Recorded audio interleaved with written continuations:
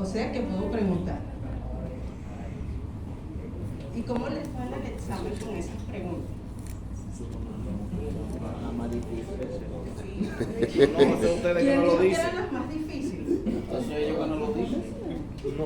Porque en el próximo examen va a dar preguntas a presentar y cómo se traduce en determinada patología que podemos ver en nuestra práctica médica. Vamos a comenzar primero hablando de los eventos que ocurren en las 3 primeras semanas después de la fecundación. A ver, ¿qué tejidos embrionarios conforman el esbozo de la extremidad? El esbozo está conformado por mesodermo. Entonces, primero les voy a hablar a grosso modo de lo que ocurre antes de la formación del esbozo para que entiendan por qué se forma por esos dos tejidos. Eso es lo que llamamos embriología general. Van a ver que antes los libros de embriología explicaban, por ejemplo, de tal estructura se forma esta, luego se forma esta. O sea, les va explicando la serie de eventos que ocurren y la serie de estructuras que se forman. Pero si ustedes ahorita revisan un libro de embriología, van a ver que no solamente se habla de esos aspectos, sino que nombran también todos los aspectos estructurales, genéticos y moleculares que intervienen en eso, porque precisamente las investigaciones y experimentaciones que se han hecho han permitido conocer estos elementos.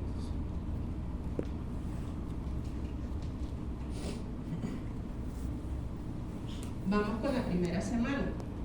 Ocurre la fecundación y vemos esta etapa bicelular en la que se forma el cigoto, que tiene el material genético del espermatozoide y del óvulo. Pero estas células comienzan a dividirse por mitosis dentro del mismo espacio. Entonces pasa de una etapa bicelular, que ocurre más o menos 3 horas después de la fecundación, a una etapa de 4 células 4 horas después de la fecundación. En un principio estas células están unidas, pero de una forma muy laxa. Como tienen que seguirse dividiendo en el mismo espacio, sufren el proceso de compactación. Es decir, ya las uniones entre ellas no son laxas, sino son más estrechas, para que en el mismo espacio se puedan formar más y más células. De tal manera que después, ya cuando hay entre 16 a 18 células, esta estructura pasa a llamarse mórula por su parecido a la mora. Y esta mórula llega a la cavidad uterina y comienza a ser invadida por líquido, dividiendo a la estructura que ya en la segunda semana se llama blastocisto. O sea, la mórula pasa a llamarse blastocisto porque tiene una cavidad en su interior por producto del líquido que ha entrado. Entonces vemos aquí que hay 2 capas celulares que se forman, una capa interna que es el embrioblasto y una capa externa que es el trofoblasto. La misma palabra lo dice, embrioblasto. Entonces ya debemos pensar que es el grupo de células que van a formar las estructuras relacionadas con el embrión. Y la externa, trofoblasto, es aquella que va a relacionarse o a dar origen a las estructuras de la placenta. Y vemos cómo el blastocisto está invadiendo el tejido uterino para poderse implantar. Segunda semana se caracteriza por la formación de un disco germinativo bilaminar, es decir, 2 capas, Segunda semana, 2 capas.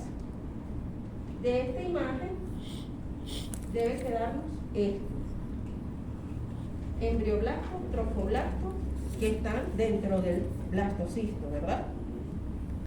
Del embrioblasto se derivan 2 capas, epiblasto e hipoblasto. Este es el disco germinativo bilaminar. Y del trofoblasto también surgen 2 capas, cito y sincitio trofoblasto. Entonces lo vemos aquí, el blastocisto con las 2 capas que mencioné, pero vemos que en el embrioblasto están estas células teñidas en azul con las que están teñidas en amarillo. Están mezcladas entre sí, pero luego comienzan a organizarse y forman entonces el epiblasto, que son esas células que están marcadas en azul, que miran hacia la parte dorsal del embrión. Y están estas células teñidas en amarillo, que miran hacia la parte ventral.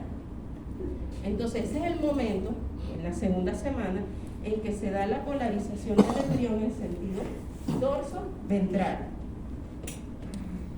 Y estas células, que forman parte del hipoblasto, llamadas endodermo visceral anterior, la importancia de estas es que migran hacia la parte craneal, cefálica, del embrión y estimulan a las células del epiblasto para que vaya estableciendo ese polo dorsal, pero a su vez están en el polo craneal, por lo que también se determina la polarización en sentido cráneo-caudal en esa segunda semana.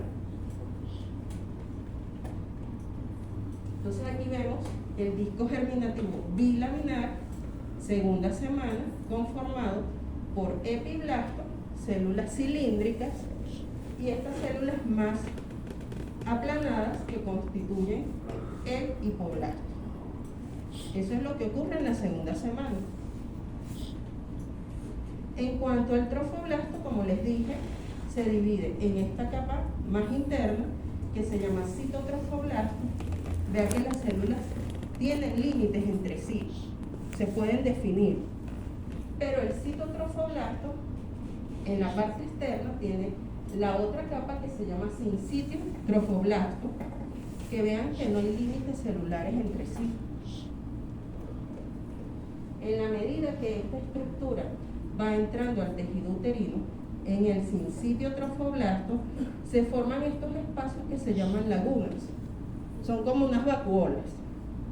Pero vean que cerca están los vasos uterinos que van aumentando de tamaño.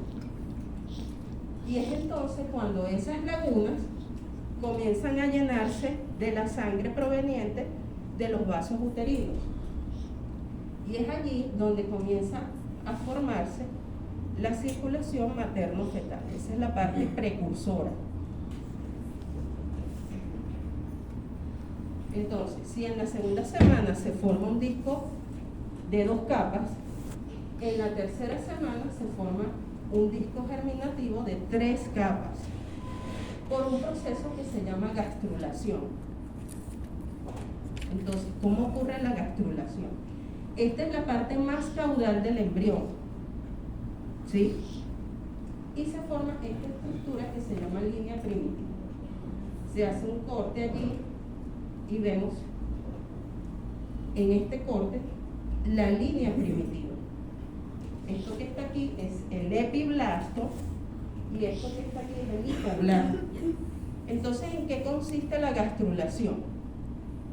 Que las células del epiblasto en la línea primitiva se invaginan y van migrando formando una capa intermedia entre el epi e hipoblasto.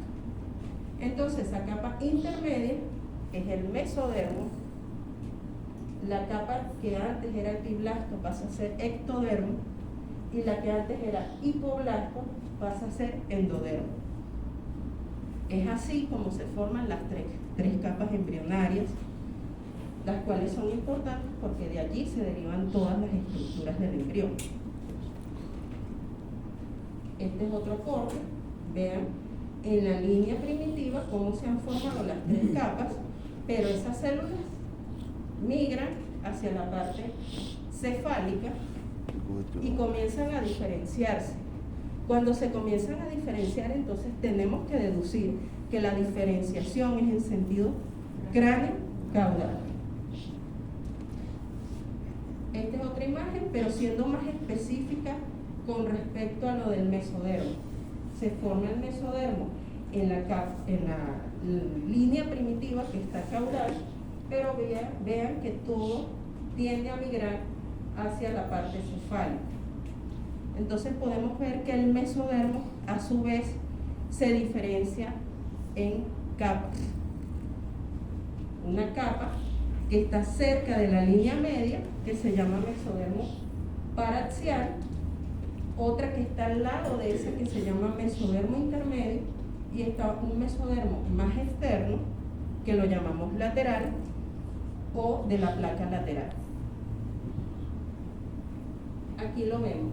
En un principio el mesodermo es plano, pero cerca de la línea media comienza a engrosarse. Eso se llama mesodermo paraxial. Aquí tenemos el intermedio y el de la lámina lateral. En la medida en que se va engrosando, estas estructuras se llaman somitómeras en un principio, que son segmentos de ese tejido, pero luego se hacen más gruesas y forman las somitas. No sé si recuerdan qué son las somitas. Ajá.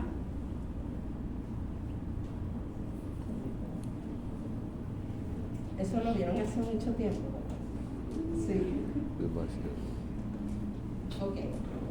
Aquí lo vemos. Son engrosamientos que aparecen a lo largo del embrión y a ambos lados. Son condensaciones del mesodermo y aparecen en sentido cráneo-caudal. Hay occidentales, cervicales, dorsales, lumbares, sacros y coxígeos. Y tienden a aparecer los primeros a los 20 días después de la fecundación, y se estima que aparecen entre 1 a 3 pares por día. En total se forman entre 42 a 44. Y de hecho sirven para determinar la edad del embrión. Importante esto, la diferenciación del mesodermo. El paraxial, ¿cuál es? El paraxial. El que está en la línea media. Ajá. De ahí surgen las somitas. La lámina lateral. Estos dos son más importantes porque de allí se deriva o empieza la formación de la extremidad superior y de las extremidades en general, porque eso incluye las extremidades inferiores. La diferencia está en que la formación de las extremidades inferiores se puede retardar 1 a 2 días respecto a las extremidades superiores. Aquí tenemos la somita por dentro. Tenemos este grupo celular en la parte medial que constituye el esclerotoma. Del esclerotoma surgen las células que forman hueso. Hacia la parte superior tenemos esta estructura que se llama dermomiotoma. Las células más externas constituyen la dermis y las más internas, que algunas migran de aquí, forman esta franja que está teñida en rojo, forman el miotoma. ¿Y qué creen que se forma del miotoma? Músculo. Músculo, exacto. Entonces llegamos al punto. Ya sabemos de dónde salen las dos capas que forman el esbozo de la extremidad, que aparece a la 4ª semana en la pared ventrolateral del embrión. En un principio se creía que el desarrollo de la extremidad dependía solo del mesodermo y que el ectodermo era un participante secundario, pero experimentalmente se ha visto que si se extirpa el mesodermo no crece la extremidad, y si se extirpa ectodermo pasa lo mismo. Entonces esto indica que estas dos capas interactúan entre sí para formar las extremidades. Esto que está aquí es para mostrarles que también hay factores moleculares que favorecen el crecimiento de la extremidad.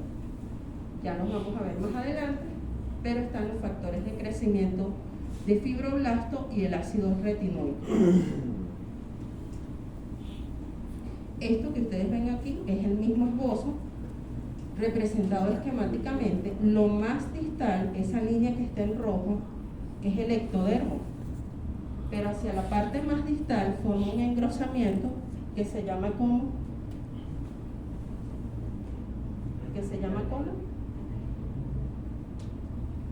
ajá, cresta apical ectodérmica. Ajá. Está en esta zona. O sea, allí el ectodermo es más ancho porque tiene mayor capa de células. Y ahí entonces estamos viendo el primer centro de señalización que determina el crecimiento de la extremidad en qué eje.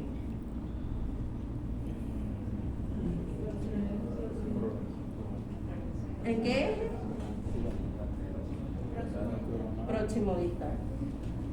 Entonces, cresta apical ectodérmica, eje próximo distal. Esta zona en amarillo es mesodermo, pero ese mesodermo que está más cerca del ectodermo se llama zona de progreso porque tiene células más indiferenciadas. Esas células tienden a migrar a proximal para diferenciarse. O sea, igual a lo que les expliqué, que migran en sentido cefálico para diferenciarse y producirse el crecimiento en sentido cefalocaudal o en este caso próximo distal. Pero esas células, como les dije, se van diferenciando y son responsables de formar tres segmentos siendo el más proximal el estilópodo,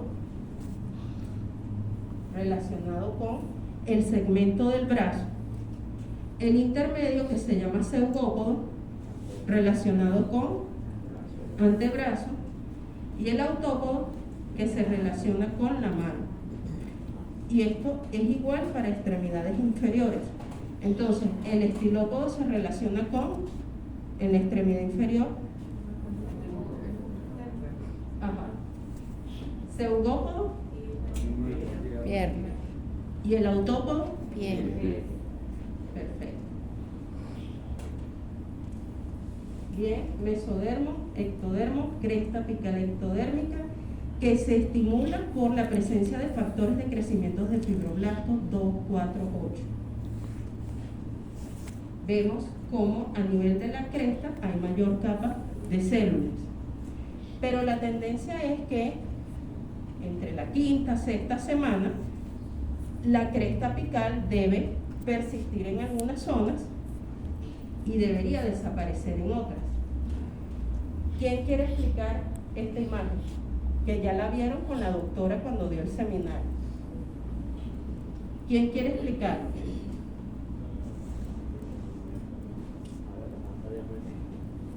Ajá, no todos al mismo tiempo. ¿Por qué?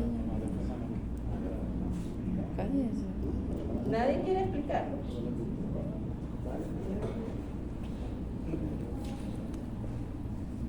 ¿Qué entendieron de esto?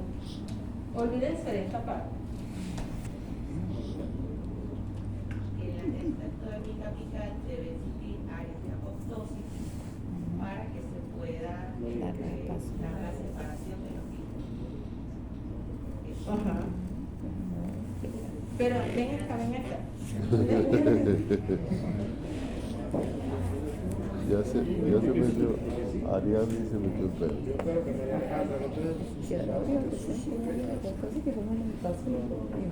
Eso lo señalas con esto, con el lápiz, con Existe, esto que está marcado en azul es la cresta ectodérmica apical. Tiene que retraerse o existir zonas de apoptosis que están señalizadas, ¿okay? Por factores moleculares, para que pueda darse la separación de los dígitos. Ok, ¿y quiénes dan la señal para que se produzca la apoptosis? Ajá, Las moléculas, el BMP2, el BMP4 y el BMP7. ajá, y Y el receptor de radiaciones. Exacto, como que donde estamos nosotros, ahí debe haber apoptosis. Si no estamos, no hay apoptosis. Pero ven acá.